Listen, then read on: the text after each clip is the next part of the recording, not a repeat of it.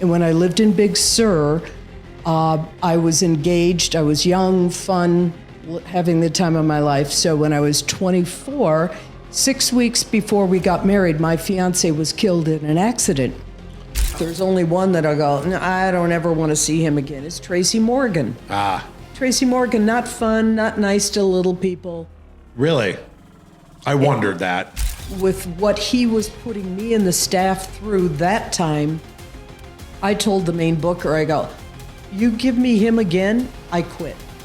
You fly in other managers. I am not dealing with him. Why do you think people act like that?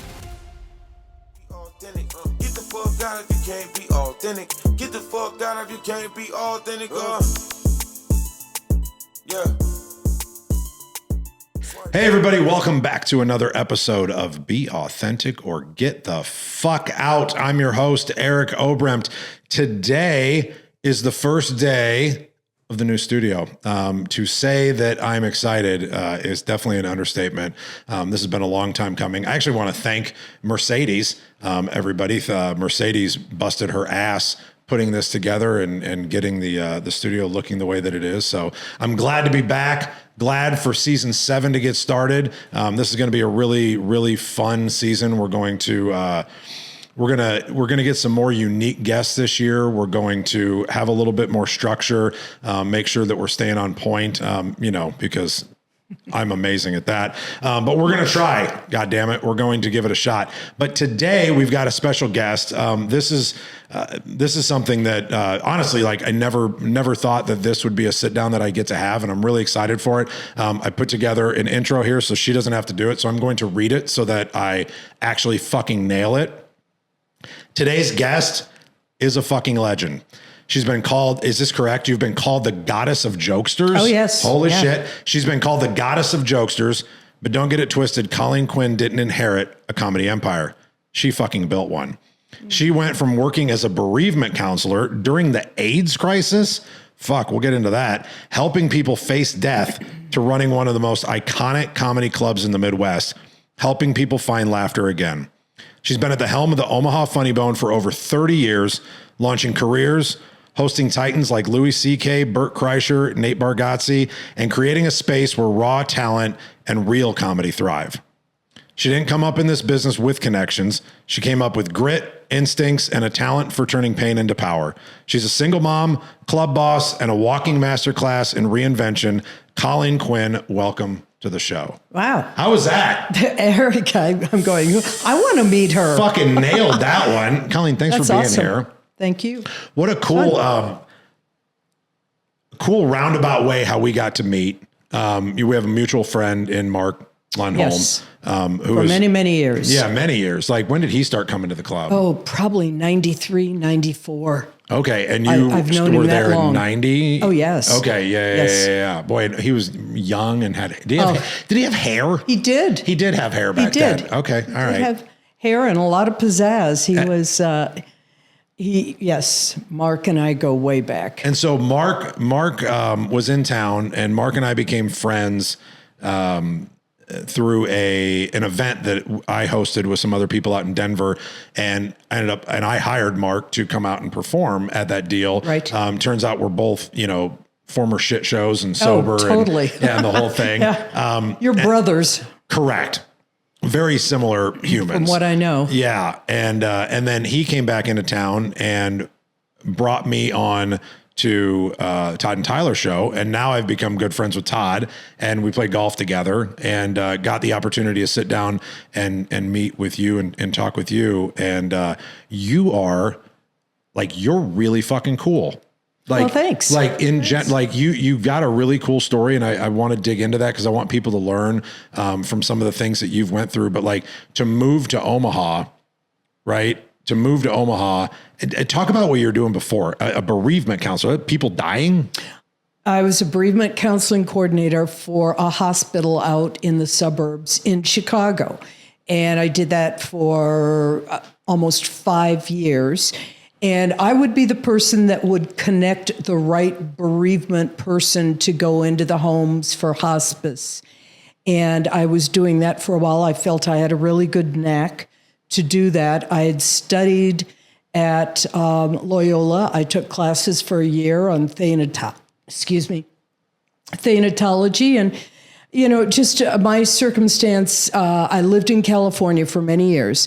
And when I lived in Big Sur, I was engaged. I was young, fun, having the time of my life. So when I was 24, 6 weeks before we got married, my fiancé was killed in an accident. So that I felt like the rug was pulled out from under my life. I had everything planned. We're staying in Big Sur. We're getting a ranch.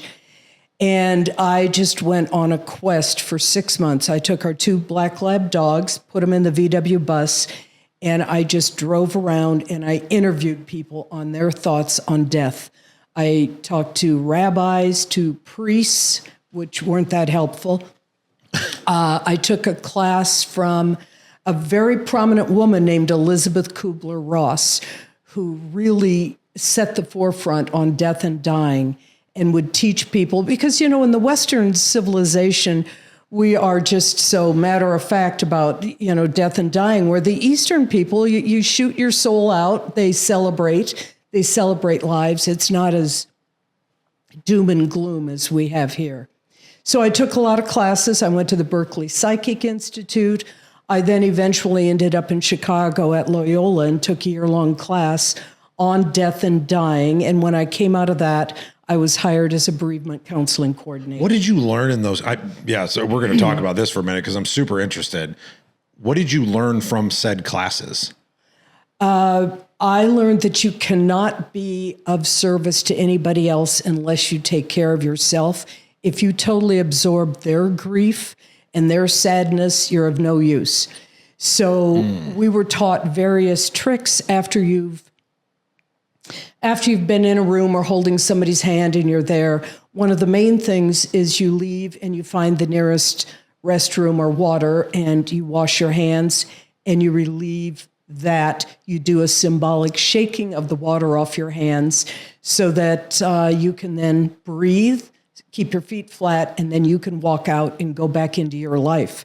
Because if you're still thinking and sad about them, you might as well crawl in bed and forget about it.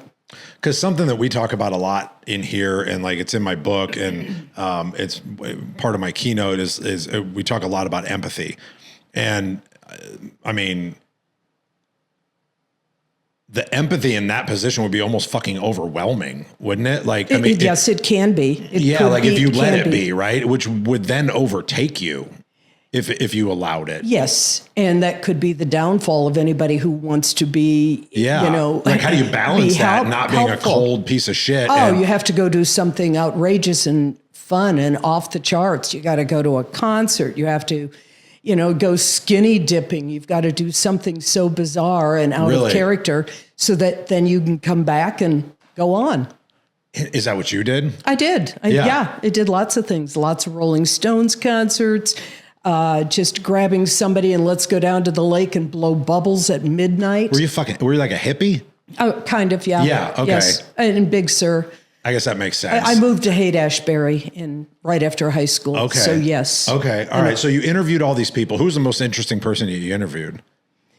Well, that I would say, there was in Cook County, my main thing that I was really proud of is I started something called GTR, Grandmas to the Rescue. And out in the suburbs would be all of these women, these grandmas who would want to be of service and help, but they were afraid to drive to downtown Chicago. They wouldn't go to Cook County where the young guys had been abandoned and were dying of AIDS because they were too afraid to go into that neighborhood. And what year was that? When was that? We were talking 82, 83, 84, 85. Okay. So they were too afraid to do that. So I got the really cute little hospital out there, got a van, got a driver, and I would have the grandmas come there and get a little soda and donuts as they loaded up, and then drive down and go and hold people's hands. So I, at the time, had 2 young sons, and they would always say, "Ma, who died today?" Because I was taking them stopping by a memorial service, stopping by a funeral parlor, making sure that we had representation at whatever service was happening. Mm-hmm. And, I found it quite rewarding. I think because I had really close people die to me early on, I was not as affected, or I could put a block up and go, this isn't me, this isn't my life, and what can I do to bring somebody into their life to make it their passing more palatable? Since I was a kid, death has always fascinated me and scared the ever-living fuck out of me.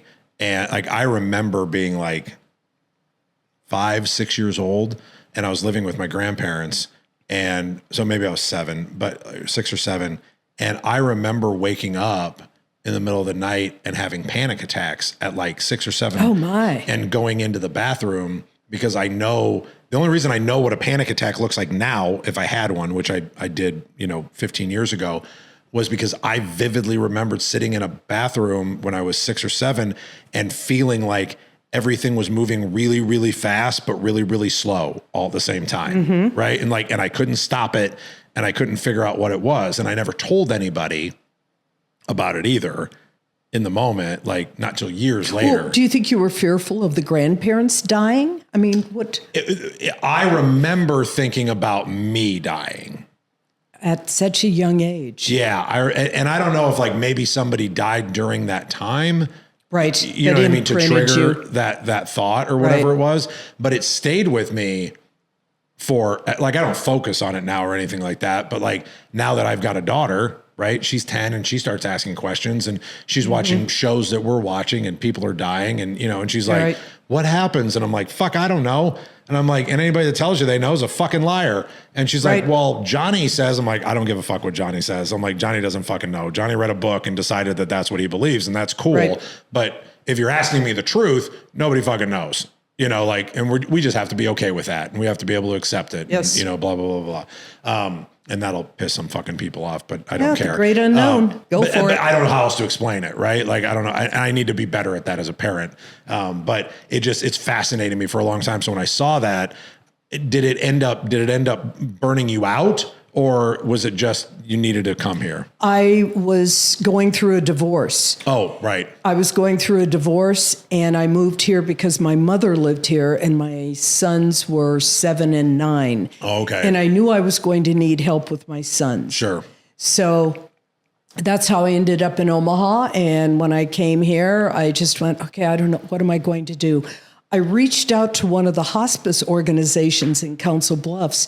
And because I was brand new, they were telling me, well, we need to have you do 6 months of courses. And I go, do you know that I've just been with probably 112, 120 people that have died in the last X number of years? And they were, well, we don't know you. So I went, okay. So just to do something out of character, I looked in the paper because, that's what you did. And they had an ad for a receptionist in a comedy club. And I went, well, that's bizarre. So I walked in. It was on 114th and Dodge. The club was brand new. Young woman was the manager. And I just walked in. She was on the phone. It was nonstop. Everything. She was crazed. And I think within the next 2 weeks, they had Jerry Seinfeld on stage. He had just won, Best Showtime Comic of the Year. Yeah. So there was Seinfeld. So what year was that? That was 1990. That was January of 90. Because there was a couple. So I have been like a student of comedy, like since I was a kid, and like I've watched kind of the ebbs and flows. I've always been like completely and utterly fascinated with the art, like because I saw it as an art, and like I can watch what they're. I'm like, oh, I saw that, and that makes it fun, right? Like when you can really watch what they're doing, and you can see the genius that's behind it, and you can see the guys and gals that are just like, you're fucking garbage. Like you didn't actually do anything fun. You know what I mean? Like you kicked and fell a chick, and then you got to laugh, but like, you're not going to be able to sustain this for very long because you're not smart, right? The smart ones are the ones that I really, really enjoy. Anyway, I remember as a kid, like from a young age, remember watching the ebbs and flows, because there was like a time when it was just so huge And then it took a shit, didn't it? Right. And I was trying to think of what year, like what era that was. In the mid to late 90s, it went, and I don't know if people started watching more on TV or just what the whole focus was, but we had some down years, and then it came back up. Yeah. Because I remember there was the was it the Showtime deal? Didn't Rosie O'Donnell have a fucking showcase? And they used to have Evening at the Improv. Yes. So that was with Elaine Boozer. Was that her name? So a lot of comics were on that, and that was their credit. I mean, think of how young I was while. watching Elaine Boozer. Right. I'm 46, and that had to be like late 80s, early 90s, yes, right? Indeed. I mean, I was a kid. And Rodney Dangerfield and just so many of them that are no longer here that you probably shouldn't have watched then. I memorized Delirious. Oh, you did? I memorized Delirious because that was 86, 87 when that came out. So I was 8 years old. And I memorized it when I was like 10 in 5th grade.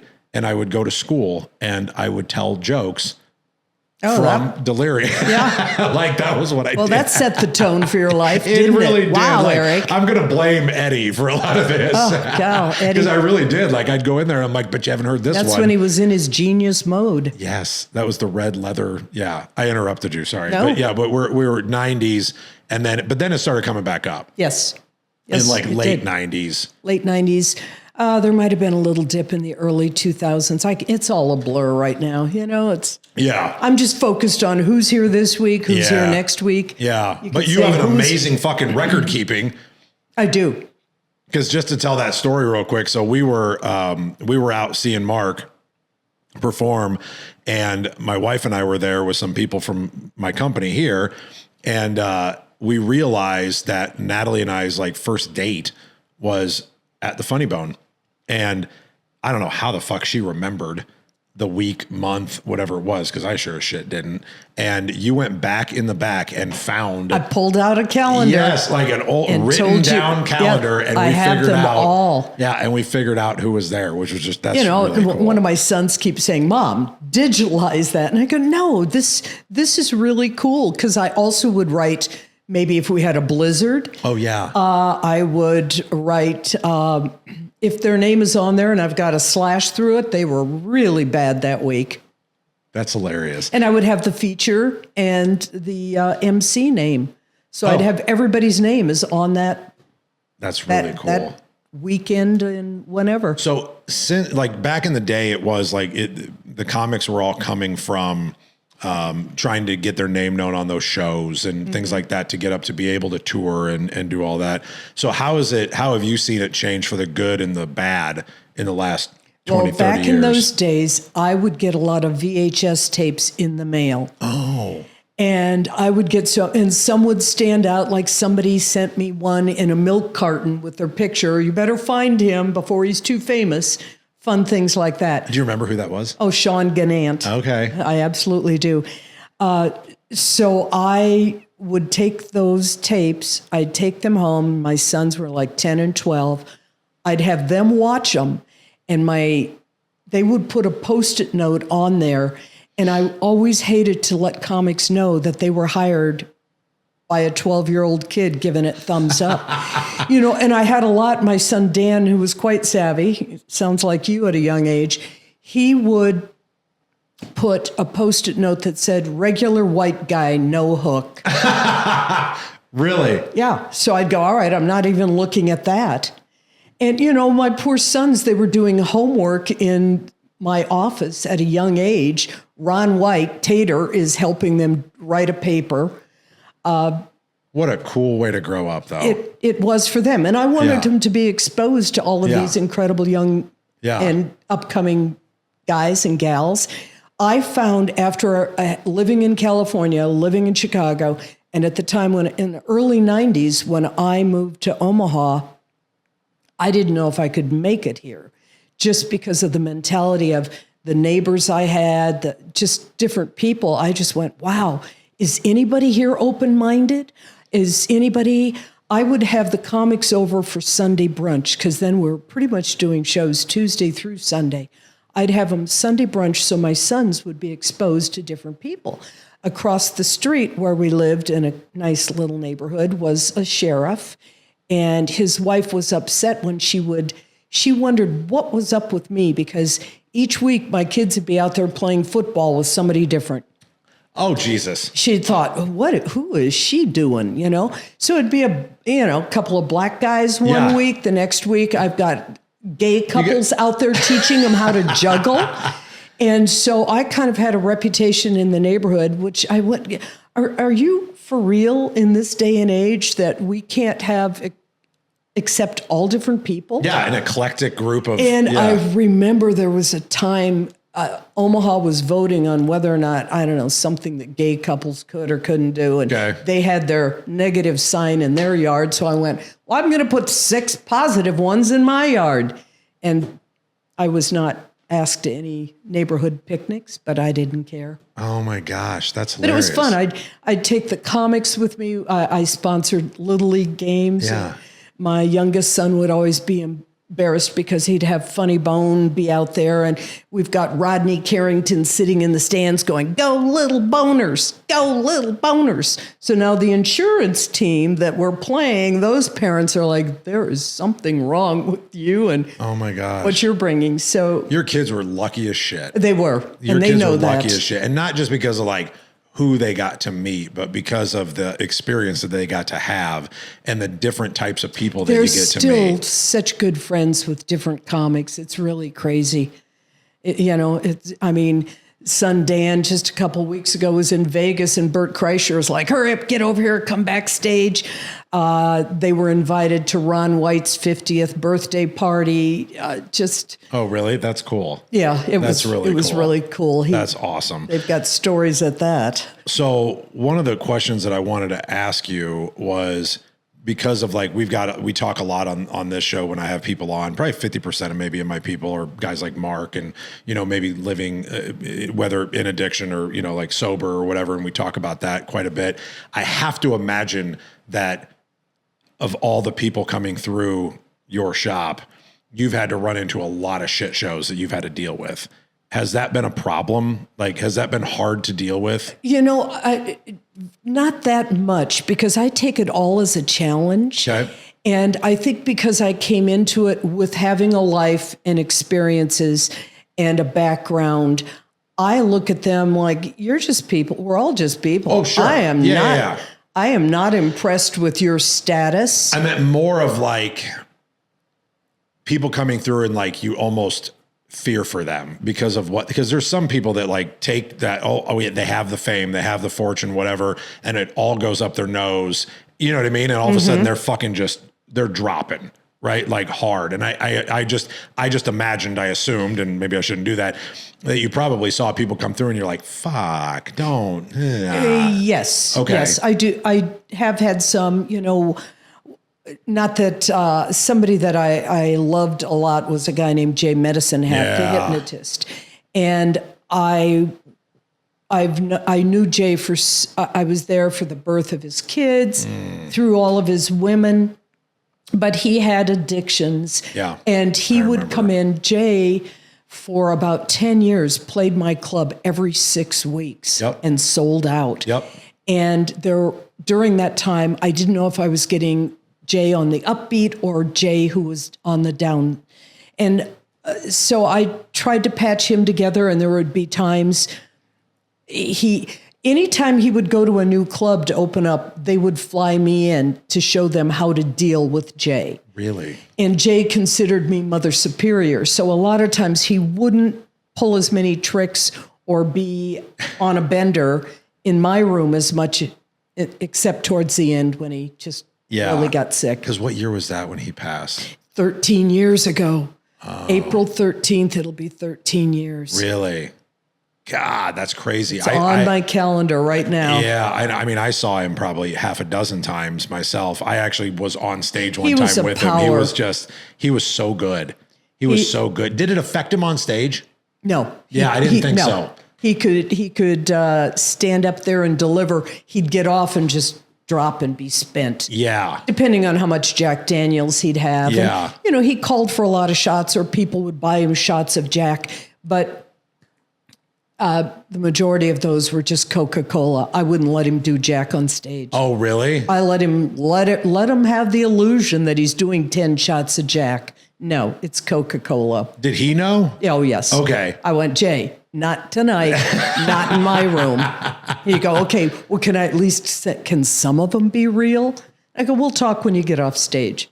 That's fantastic. Oh, no, I slowed him down. That's hilarious. One other question that I'd written down that I was really interested in is, can you think of, and I assume you can, but you've probably had some extremely talented people come through that you were surprised didn't make it, like didn't go to that next level of whether it was fame for, whatever it was, or maybe they just quit and wanted to go a different route.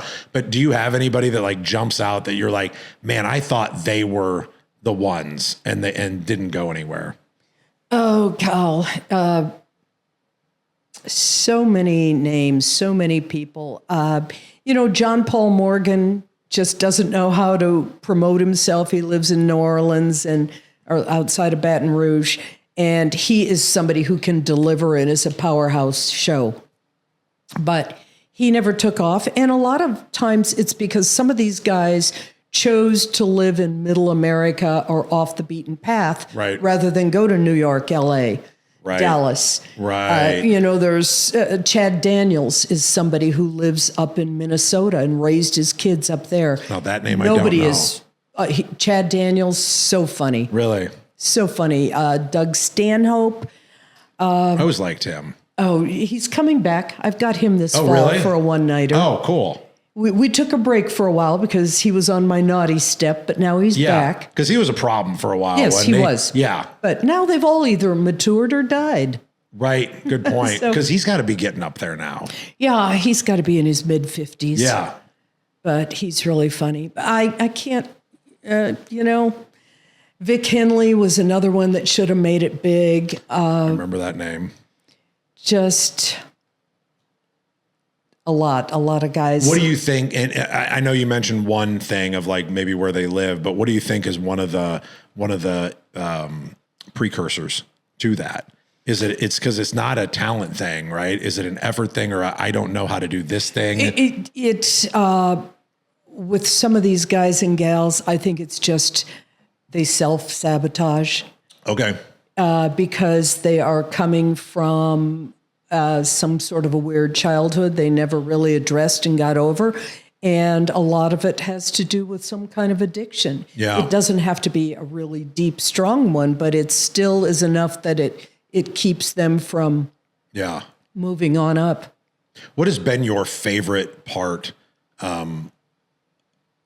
My first reaction is like getting the kids to be able to be around all these people, growing up and learning all these, different lifestyles and different, everything, right? Like, I think actually I want to sit on that for a minute because, you brought up a really good point, and I talk about it a lot. And again, I talk about it in my book because most people assume that they know who I am, right? Because they assume that I'm a loud Republican, fucking gun-toting, Trumper, blah, blah, blah, blah, blah, right? Like everybody assumes that's who I am. And some of those assumptions may be right? But not all of them.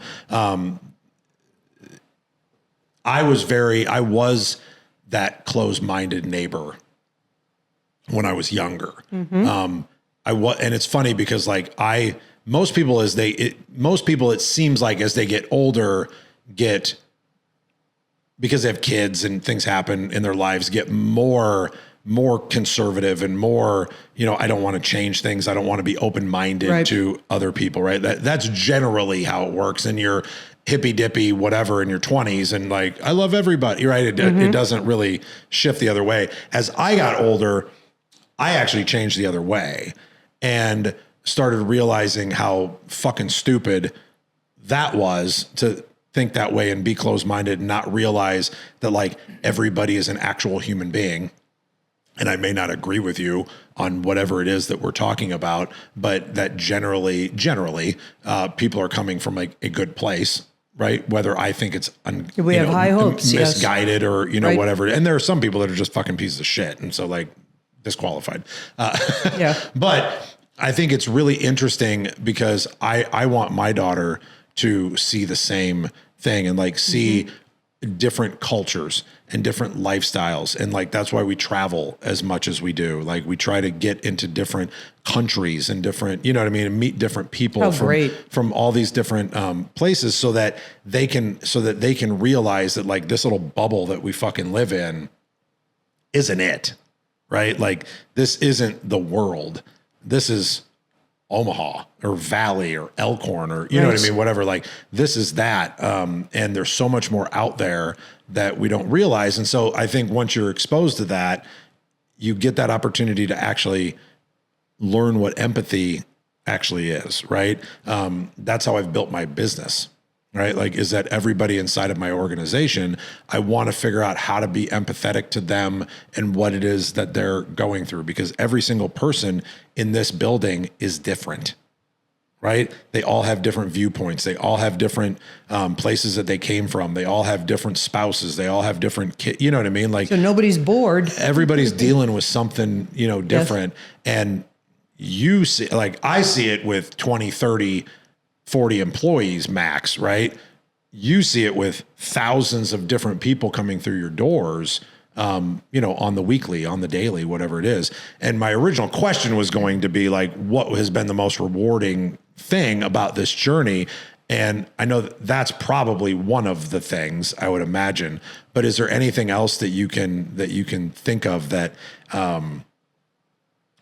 makes you even more grateful that this is the path that you ended up going down? Yes, I'm very grateful for this job, this career, this life. It's a lifestyle. Yeah, I was gonna say, do you even consider it a job? Like it's not a job. I don't. You know, if I'm in town, I'm there. Yeah. It's because it's my thing. It's so gratifying standing in the back of a showroom, a full showroom. I don't care what flavor is on stage, and seeing all different kinds of people focused and laughing, people that, you know, wouldn't get along outside of this, but they're all focused, laughing at the same joke. They have different religions. They come from different backgrounds. Yeah. You know, they come from different sexualities, you know, and it's just, it's kind of this melting pot that I go, wow, look at this. We can get along. We can step it up. So for me, that's really gratifying. The other thing is right now I've got a staff of 60 people. And just like you were saying. You really have a staff of 60 now? I have 60 now. Holy shit. Because, you know, our new capacity, we're at 375. And what was old? I have 300. Okay. And I have the Draftcade next door that's open 6 days a week. Oh. So I have 60 employees. My super assistant, Daisy, has hired a lot of them when I was really busy, as we just first opened up 2 months ago. So, you know, I'll walk in and go, oh, there's Pippi Longstocking number 2, dude number 3, come here. You know, I don't know their names yet, but I'm learning. And just a comedy club and maybe most restaurant bar scenes attract misfit clowns.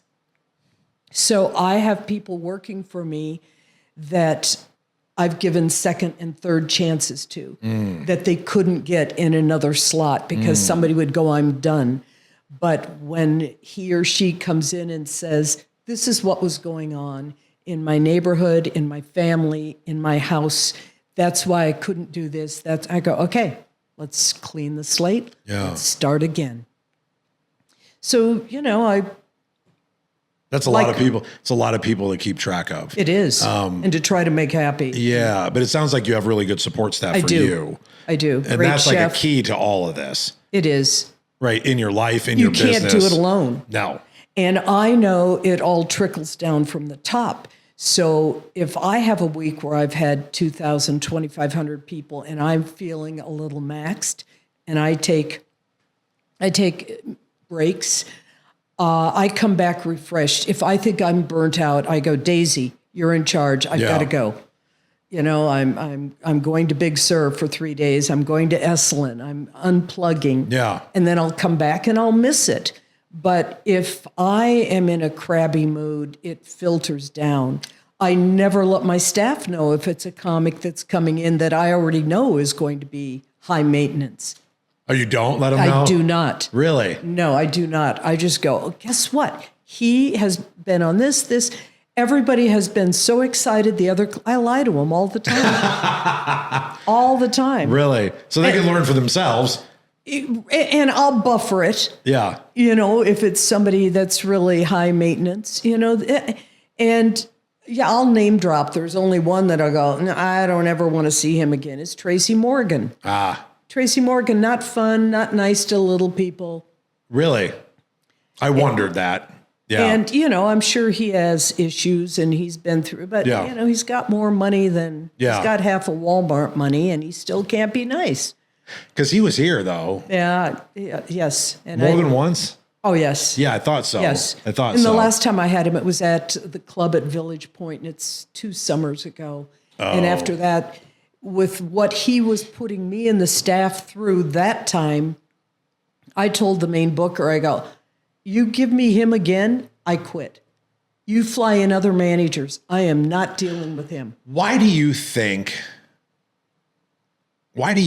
people act like that? I am thrilled to announce our new sponsor, SMA Support Services. Huge shout out to them for supporting the mission of keeping it real and cutting through the noise and the bullshit. SMA Support Services doesn't just back our show. They're about leveling up business efficiency and making sure companies have the support that they need to thrive. So thank you, SMA Support Services, for making this episode possible. Oh, I think he's really miserable with his life.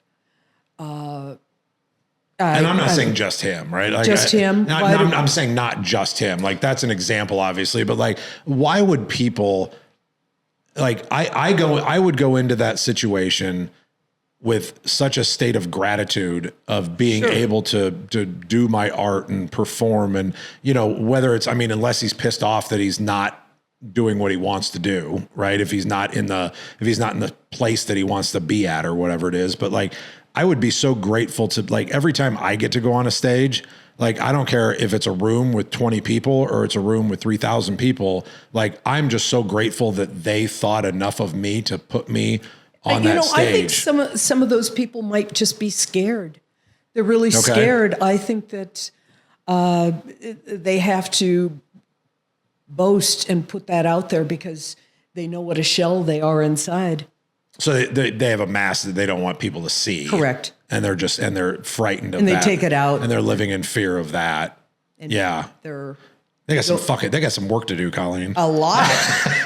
But it's not on my watch. They've got some work to do. You shut them the fuck down. Else. There was a cool quote. I was reading that article that Omaha Magazine did on you. Yes, that young lady. Yeah, there was a cool article or a cool quote in there talking about something about how you would deliver information to guests or to people that were there. Tell me what that was. Yeah. Tell me about that. Yes, I've been known to do, well, because I came from the hospice background. Yeah. At first, when people are in there and just complaining, I didn't get enough chicken wings or and if they were really rude and on the server, where are they? I'd go up there and I go, look, you're not waiting for chemo. Do you start with look? You don't need a transplant. Can you just be nice and sit here and laugh at the dick joke? It sounds the same here as it does over there. I don't want to hear it. And if you don't want to be here, let's go now. Yeah. And that generally a lot lands. of times it would. Unfortunately, I've had some assistant managers who've tried to talk in my voice, and it doesn't work. They can't do it. It doesn't work that way. They go, oh, no, I got shut down. You have to tell people that work for you to stop trying to pretend to be you, don't you? Yes. I have to do it every day. Yes. Because they hear me on the phone with a client. Right. And they're like, oh, that's what I'm supposed to say. I'm like, no. I can say that shit. You I know, can't. Isn't that weird? I can get away with it. But I guess we've earned it after all these years. You've grown into it. I think part of it is that you've earned it, but also you're so fucking confident behind it and you're okay with it where they're not. And it's my vision. I'm going, you don't really have a problem sitting here with your melted drink or your limp French fries. This is your problem? And know where you're at too, right? Like I've never went to the Funny Bone and been like, I'm going to really complain if that cheeseburger isn't fucking done right. Right. You know what I mean? Like I'm there to laugh. I'm eating just because I'm there. You know Absolutely. what I mean? Like, I mean, that's just an example, right? But like, know your fucking room a little bit. I don't know. I thought that was really funny. And it's funny that it brings up that point that, because I tell a story about, even when I was in college, because the name of the podcast, right? Be authentic or get the fuck out. The idea is, or the theory was when I started it, that I wanted to be able to talk about stop trying to pretend to be somebody else, right? And figure out who the fuck you are so that you can be okay with it. I don't need to be Gary Vee, and I don't need to be this comedian that I idolize, or I don't need to be this Tony Robbins or whatever, right? Like, let's learn from all of those people. Right. But don't try to duplicate what they fucking do. You can try to emulate what they do and learn from them, but don't try to fucking be them. It's gross and nobody fucking likes it, right? And I always tell this story about how, like, literally I was in college and I could go to a bar with a friend of mine and his name was Matt. So sorry, Matt, if you're fucking watching, but I could go to a bar and Matt would be with me. And I had the ability I could walk up to a female in a bar and I could say something very uncouth, but it was funny, right? You can say pretty much anything you fucking want in life if it's funny, right? And if it's delivered as funny. And I was able to do that. He fucking was not able to do that. And so he would try and go do the exact same thing and he'd get punched in the dick. Busted. And then would look and be like, what? You just said that. And I'm like, I know, I said it. You can't fucking do it. So you have to figure out what it is that you can do that works for you and go fucking do that. Right. Like because I'm sure you see that in the comedy world as well. People trying to do somebody else's cadence or not, right. And not necessarily do their material, but like I hear the same cadence all the time and I'm like, this motherfucker is trying to be that guy. Right. I mean, do you see that? Oh, absolutely. I mean, I've had different comics where I've said, that was so funny. Your set was awesome. But let me tell you, it was even better 2 months ago when so-and-so did it. So does that just, man, that's got to drive them. It does. It does. And, you know, I've had different comics. I don't know if I've told the story for a while. Back in the 90s, I had a really good friend who was a mentor named Freddie DeMarco, who had a legendary comedy club called Deja Vu in Columbia, Missouri. And Freddie started that in the late 80s, and he was just, everybody loved him. He's from Brooklyn and transplanted. Everybody has stories about Freddie D. So I would call him up and ask him, because I got thrown into this and ended up doing it, and I didn't know what I was doing at all. But he was a big help.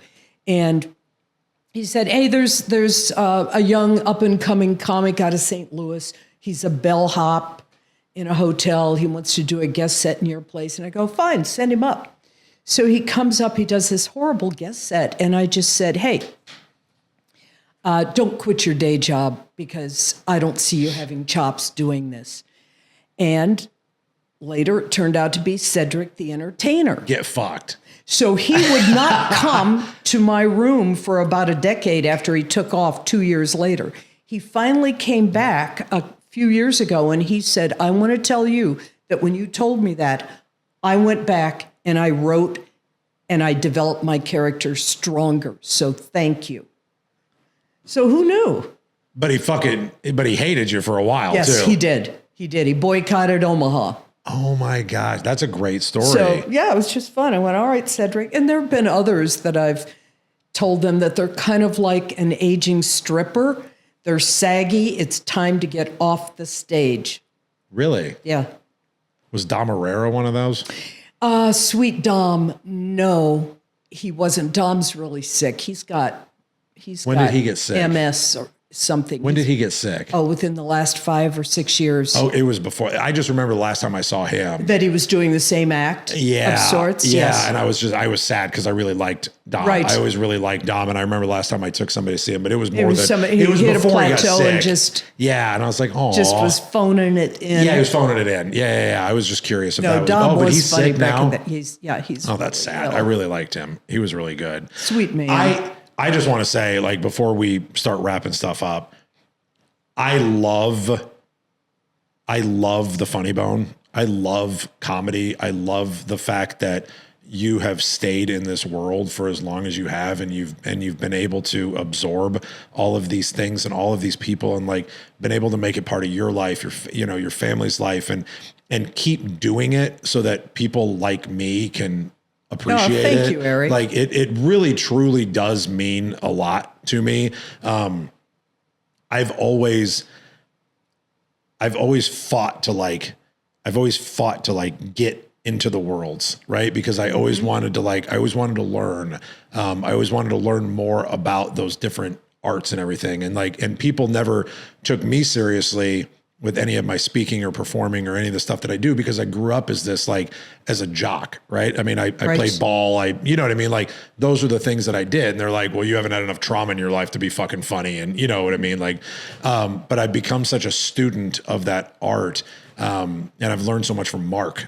You know what I mean? Like, yes. He is a master. He really, like, he's smart as shit. And just the way that he can flow things, and, you know, he can command any stage, read that audience, yes, and make them have an experience. It's such an art, and for people that are watching and that go to see different comics, I would almost even challenge people, like, go to the people that you don't know. Right. Go to the shows of the people that you don't know, because there's those little fucking nuggets that are in there, and you can learn so much. Like, if you truly appreciate this art of comedy and like people getting up there and having the balls to make you laugh, but the work that goes behind it. You know, you see these guys on Netflix and all this shit now, and it's like, oh, they got a special. But if you like really watch that special, like really fucking watch it, and you're like, and you see the arc in it and everything, it's so, God, like, I wish I had that talent, right? Like, I wish I had that talent. I know I don't even have the work ethic to fucking put it in. I don't think people realize. No, they give up a lot. Yeah, and you have to. They give up a lot. Yeah, and you have to. And you get to see that. I do. It just came to my mind, somebody who should be famous. Yeah. Augie Smith. I know that name. Augie Smith should.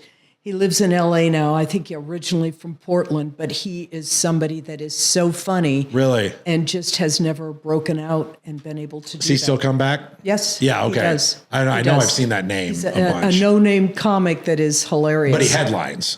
Yes. Right? He does headline. Yeah. He does indeed. How? Last question. How do you find your MCs?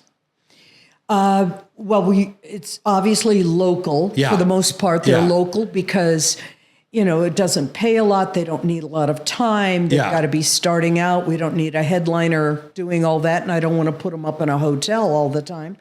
There are various open mics around town. That's what I was wondering. And I encourage them to go to the back line, or in Lincoln has, a famous one in Lincoln. I don't know if it's the Zoo Bar, but just they do those. Once every 6 weeks, we have what we call Clash of the Comics. And anybody who's going to be on that has to have already been on stage somewhere. It can't be their first time up. Got it. And they email. I let Daisy Curtis, my assistant manager, run that, and Vinny Raven, who's one of my main door guys, because after so many years of seeing all these, it's painful for me, or I just don't. I pass it on to them because they'll have better eyes and vision than me, because I'm kind of jaded. Yeah.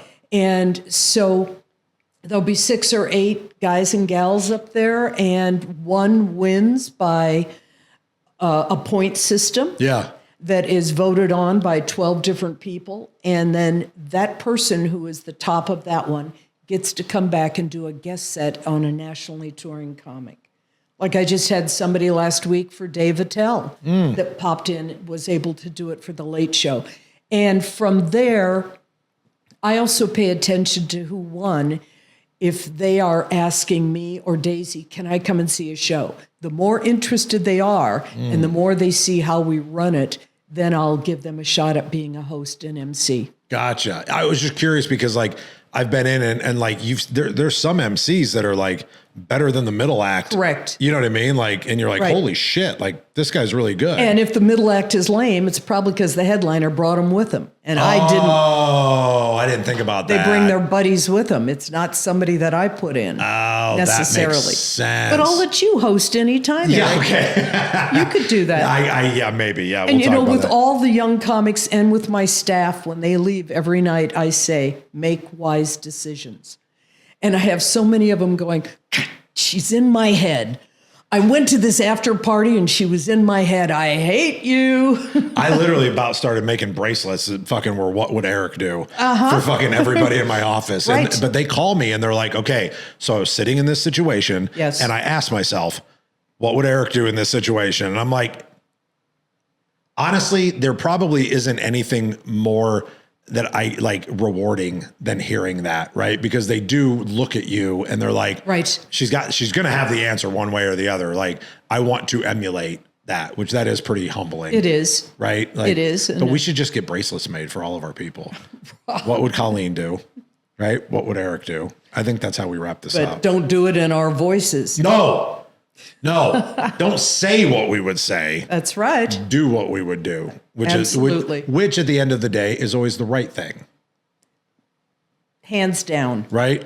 Yeah. Because we had a conversation yesterday. Sorry, I keep talking, but we had a conversation yesterday with a couple of staff because we have a client that's got an issue, right? And we're trying to resolve said issue. And I've had to explain to staff, they're like, well, what do we do and what do we don't do? And what don't we do? And I said, we will always do the right thing. We just won't be taken advantage of.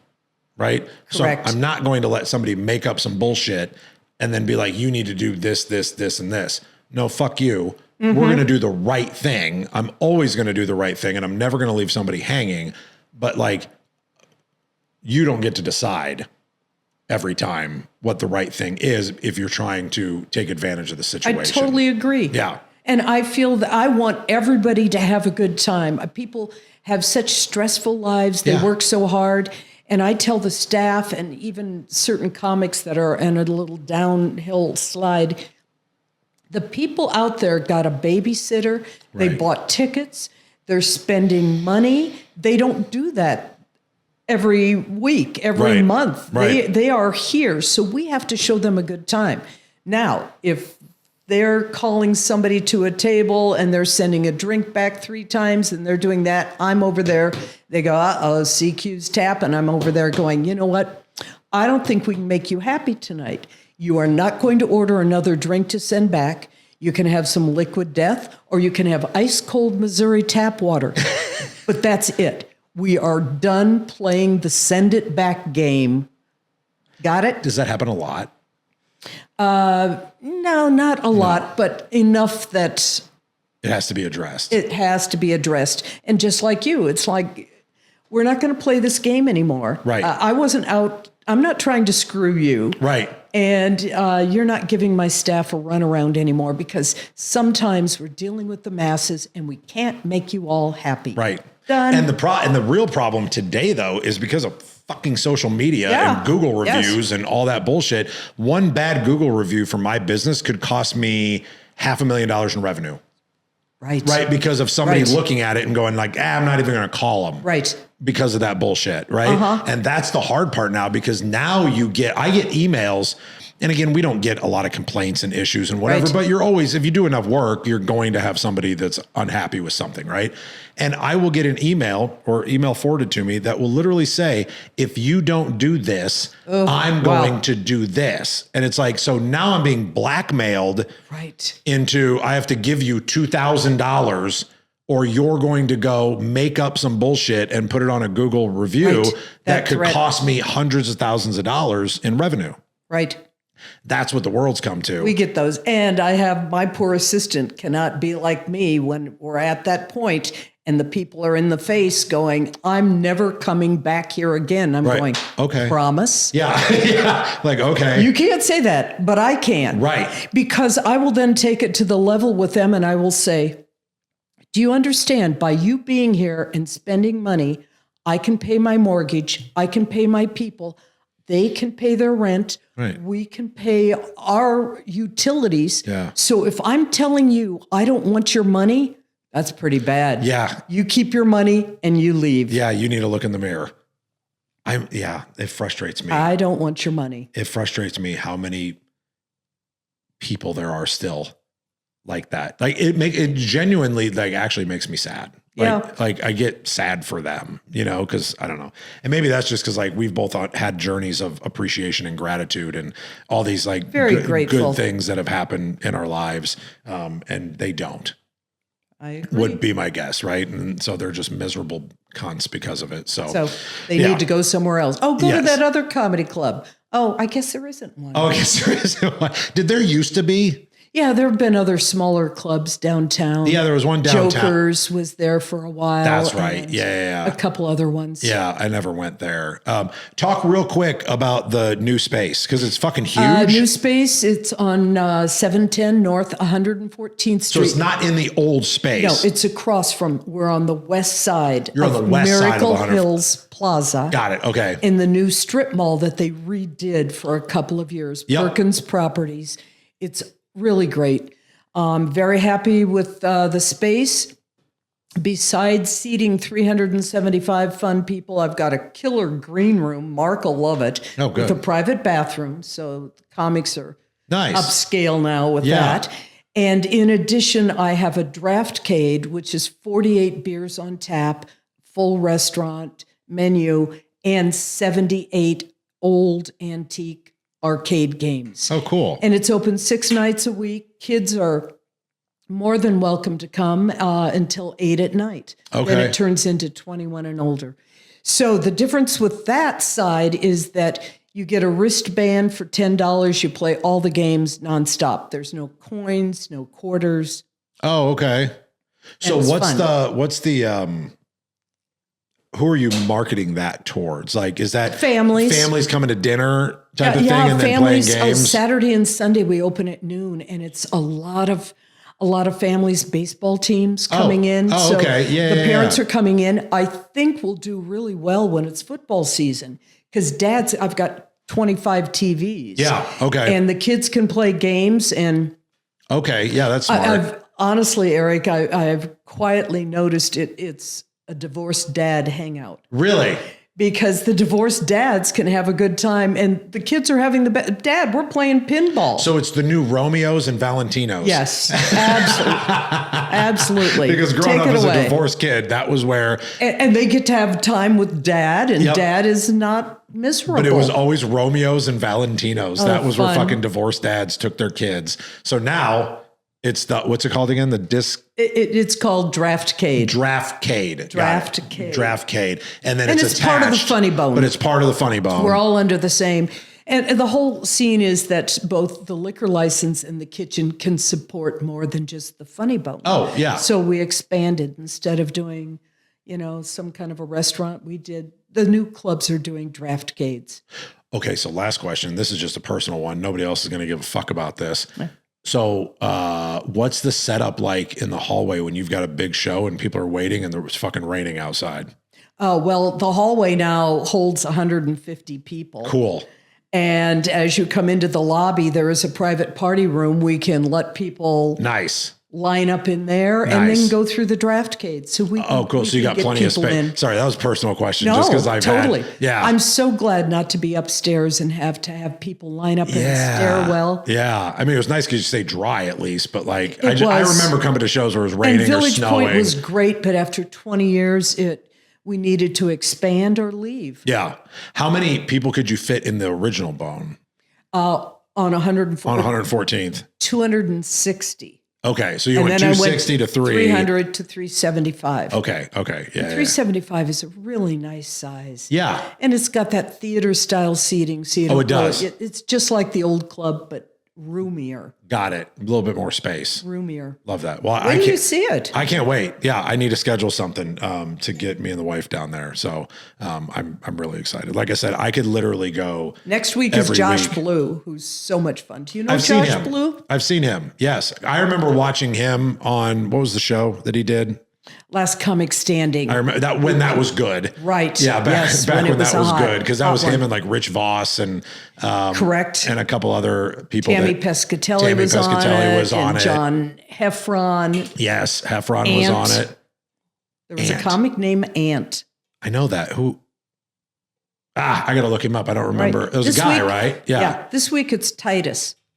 Oh, really? Christopher- He's still around. Oh, he has a new 90 minutes every time he comes. Really?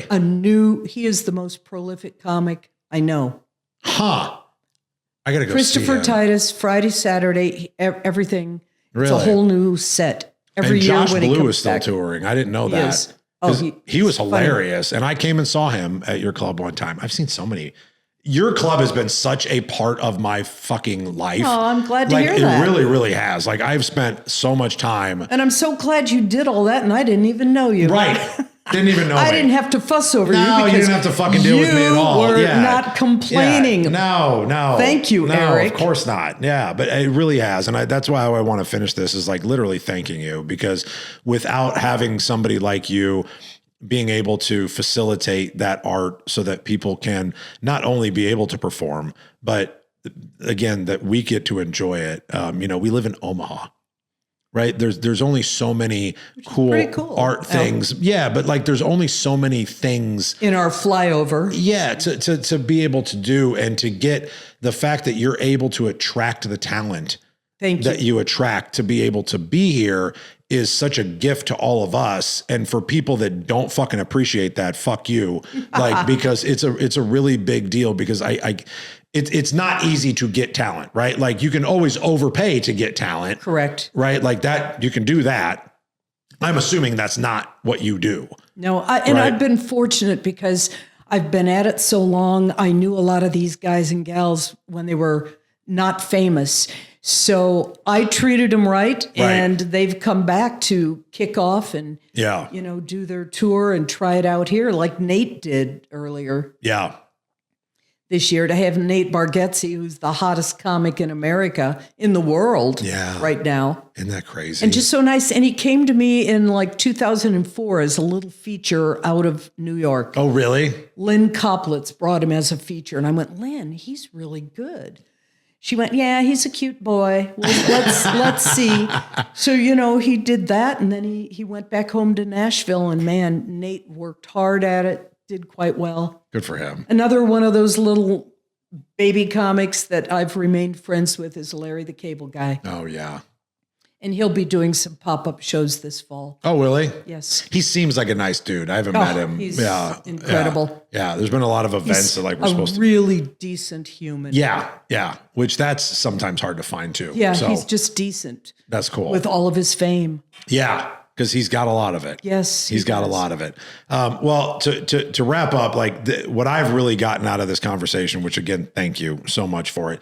We went all the way from empathy to fame to death and dying to the art of comedy and what you've been able to facilitate here. But also the appreciation of what everyone around us does, right? Because there's a lot of people that also watch this that are like trying to figure out stuff business wise, right? And you came in as a whatever hostess or receptionist, right? And turned it into a thing, right? And obviously you had mentors and you had people that helped you, but you still had to figure shit out. It's a team effort. Yeah, but you still had to figure shit out and you got to bring in the right people to be able to do that. And so I appreciate this journey that we've went on. And I told you we go down fucking rabbit holes and we get to an hour and everything. So I hope you had a good time. I did. I really did have a good time. I appreciate the fuck out of you.